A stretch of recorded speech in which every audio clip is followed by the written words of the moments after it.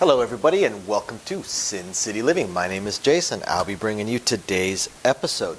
Now, most of the updates and things for the channel we're putting at the end of each video so that people can skip right through it, skip right to it and hear about it, or just not watch that portion at all. But a couple things that I do want to bring up real fast, doing a couple of small changes to what we're doing here. Kind of going back to the roots, going back to the basics. And what we're going to do is we're going to go back to the strategies. And please email us any strategies you would like us to shoot videos on, even if it's ones we've already done in the past, over the past year and a half. I can't go through all of our videos and dredge up all of the strategies so I can remember them all. So please, please, please email them to us. And this is how I'm going to do it. Each one is going to be a series of videos. I'm going to do the initial video where I will present the strategy, go over it, analyze it, talk a little bit about the strategy, some of its strengths, some of its weaknesses. And then I will shoot another video or a series of videos. It's going to be 2 or 3 videos of how it stacks up on the statistical likelihood rolls. 15 rolls without a 7, 30 rolls without a 7, 45, and 60. How it would stack up on basically 10 minute to hour and a half long rolls. And that will be split up into 2, sometimes maybe 3 videos, depending on how long it takes. And then after that, I will shoot another video where we will do that particular strategy under some live rolls. Now, the live roll strategies, the live roll videos, those are going to be going on the patron site for our patrons. But the other 3 to 4 videos will be on our regular YouTube channel. After that, I'm going to stitch all of them together, except for the live roll, but I'll stitch all the rest of them together into one long video for our daily premiere, where everyone is able to chat with each other and amongst themselves. Hasn't quite gone the way I was hoping it would go, but one unexpected bonus to it is that I have noticed that there's been a lot of chat going on between the fans. So I'd like to continue that, keep that going. So we'll continue doing these premiere videos so that everybody can chat with each other. And I go through the chats and get ideas for videos and stuff like that, because while I'm doing these strategy series, I'm still going to have the other videos in between, plus crossfires and stuff like that when I can get Louie. Thank you, by the way, to West and I believe it was East Coast Craps for the support on today's premiere. We really, really appreciate that. It's going to be very helpful for us to continue growing the channel. And thank you also to everybody for the coffees. Very appreciated. Very, very appreciated. I am living on coffee right now. With all of that being said, sorry for how long it took, we're going to go ahead and jump into today's video. So for today's video, we are going to go back and talk about one of the probably the most underrated strategy in craps. Thank you everybody, by the way, for the coffees. Really appreciate that. And of course, to all our patrons out there, look for video 4 of this one, where we will do live rolls on the site for you guys as an exclusive for all tier 2 and up members. And yeah, otherwise, this is what we got. We are going to talk about the press 1 unit. This is, again, one of the most underrated strategies out there. It's truly, truly, truly astonishing what this strategy can do. Now, because it's a place bet one, and we're going to look at all of them, so we're going to go ahead and get rid of the puck for now. We're just going to look at all the numbers, and we're going to pretend it's a $15 table. So for a $15 table, they will go 96 across, including the point, whatever the point may be. And then they're going to place every single number. Now, the press 1 unit is exactly what it sounds like. You're just going to press it up 1 unit at a time. Now, there is a point where a lot of press 1 unit players are going to shift away from this. The thing about the press 1 unit, it's got a couple advantages, a couple disadvantages. Obviously, disadvantage number 1 is that a PSO, 0.7 out, and you just lost 96 bucks. But again, like other strategies such as the mid press or the power press, you don't have to do every number. You can do just the 6 and 8 and press 1 unit. You can do just the 5 and 9. Maybe you want to do 66 even, or 66 inside, or 60 outside. You could pick your numbers. You can just do one number if you want and just press at one unit. So you're not necessarily committed to $96 per roll. But a lot of players will play at $96 per roll. Now, if you get that 0.7 out, okay, that's going to hurt. The beauty of the press one unit is that as numbers hit, you are collecting a little bit while also increasing your bet. It is going to take a little while to make back up that $96. So remember, you're $96 invested.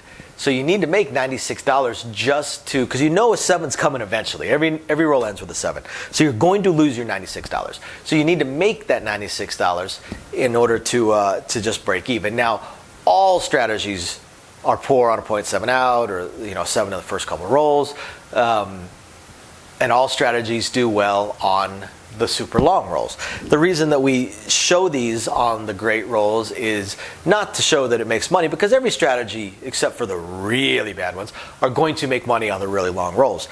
What we do these for is to show you guys how much money it can make, so that you guys can decide what sort of strategies you want. So many people get pigeonholed into a strategy because they don't really understand it that well and don't understand that there are alternates to it. So how many hits would it take in order to make back the money? Now, most strategies, especially pressing strategies, are hoping that numbers will hit outside of the statistical likelihood. Now, videos 2 and 3 for this are just going to be the statistical likelihoods between decent rolls all the way up to absolutely phenomenal rolls of an hour and a half or longer. But what they're really hoping for is that one number or two numbers hit outside the statistical likelihood. Any of these inside numbers, like let's say a 6 were to hit, okay? So that's going to pay 21. Now, if you press at one unit, you're pressing at $6, so you collect $15. Collect $15. Now, on the 5 and 9, you're going to collect $16. Okay? What that means is that 4 hits and you still haven't made back your $96. Obviously, you have to catch more than that. So, and the statistics say the 7's going to come within the first 6. 1 in 6 times is the likelihood of a 7. But again, every strategy loses money in the short rolls or the bad rolls. The thing about the press one unit, even more so than the mid press, is that you're collecting even more back into your rack than a mid press would, at least in the lower levels, the initial levels. So you don't take as big a hit. That's the thing about most strategies, is you don't want to take as big a hit. You're still going to take a hit, you just don't want to take as big a one. Now, if something hits multiple times, then you start collecting a little bit more. For instance, if the 8, the first time around, you're going to collect $15, but the second time it hits, you actually collect $22. Now, what if it hits a third time? Well, if it hits a third time, you actually collect $29. So 3 hits on an 8, and you've already got $66. If an 8 were to hit one more time, that's going to pay $42 for those of you guys that are curious.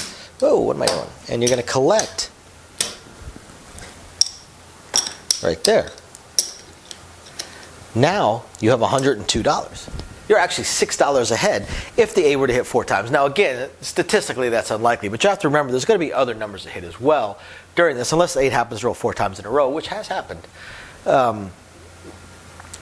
But you see how fast this accelerates as well, even though you're just pressing one unit. Now, a mid-presser would have gone, the first hit would have gone from 15 to 30, or from 18 to 30.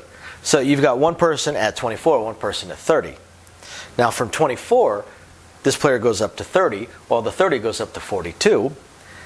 And then the 30 goes to 36, while the 42 goes to 60. Then the 36 goes to 90, and that 60 is either going to go to 90 or 120, probably 90.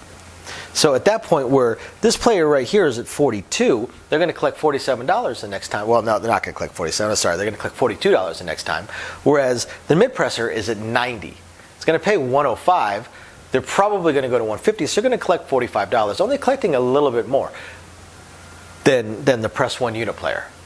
It's in the amazing to fantastic to phenomenal rolls that other strategies really defeat the press one unit. But in the earlier levels, even the mid levels, the press one unit is not bad at all, which is what we are going to show you guys as we roll these out, or as we go through the statistical likelihoods. So stay tuned, folks. Thank you guys for watching. We'll catch you next time. Bye now. Thank Thank you everybody for watching today's video, and as promised, a little bit more detail on things that we are working on. So again, we want to continue trying to expand the channel. We're really hoping to be able to add roulette as soon as possible, and then some video keno, video slots, stuff along those lines. Unfortunately, it ate up almost all of our cash, paying off all of our bills during the month of January while we were down. And now that the holidays have ended, YouTube's payouts have dropped significantly. So we're kind of treading water here as far as all that goes. Do have a lot of things we want to add, though. Not just those things, those additional games, and hopefully some carnival games and such like that. But the live streams. The biggest problem right now with the live streams is with 3 jobs combined between the 2 of us, 4 if I include the 20 to 30 hours a week I'm putting into the YouTube channel. It's very, very difficult for me to have a day and time that I can commit to doing the live stream every single week, because we also have our very young child to take care of. But I'm trying to figure that out. I'm thinking it's probably going to end up being on Monday nights or Tuesday afternoons, or possibly both. I intend to do at least one live stream exclusively for our patrons, and then another one on the YouTube channel. So possibly both days. We also have a few other things that we really want to attempt to move forward on. I'm just running into either time or skill set issues. I do want to eventually have a website going for us. I did used to program websites over a decade ago. A lot of things have changed, and I just don't have that time. And not a whole lot of knowledge on the current state of building websites, hosting what sites can host, and how to build up the e-commerce stuff. So if anybody has any skill sets along those lines and would like to answer some questions or just help us out, shoot us an email, sincitylivingLV@gmail.com. Also, I really hope to be able to start adding some exclusive stuff from Sin City Living, logoed shirts, hats. I'm looking to get custom dice made, even custom layouts made, although those would be pretty expensive. But I know zero about e-commerce and drop shipping and anything along those lines. So if you have any skill or knowledge in that area, please email me. I would love to ask you some questions and see if you can answer a few to help me figure out how to get that going. Same thing with designing our logos. I had some logos designed, very, very small logos, unfortunately, not big enough to blow up to put on t-shirts and stuff like that. And again, I know I know nothing about logo design, graphic design, any kind of websites that could do it. I literally know nothing. So if you have any skill or knowledge in that area also, please email me, and you're willing to answer some questions, please email me and let me know. I'll admit I don't even know where to start as far as asking some questions, but I'm sure I'll ask a few, and that'll trigger a few more, so on and so forth. So yeah, there's that, and of course we do hope to continue to improve our AV setup, but I am an AV moron, so also right there, if you have any skill sets or knowledge in that area, please email me, and are willing to answer some questions. Please email me and let me know. We would love to help. Otherwise, again, thank you everybody for watching, and we're very excited to continue bringing you our videos. Bye now.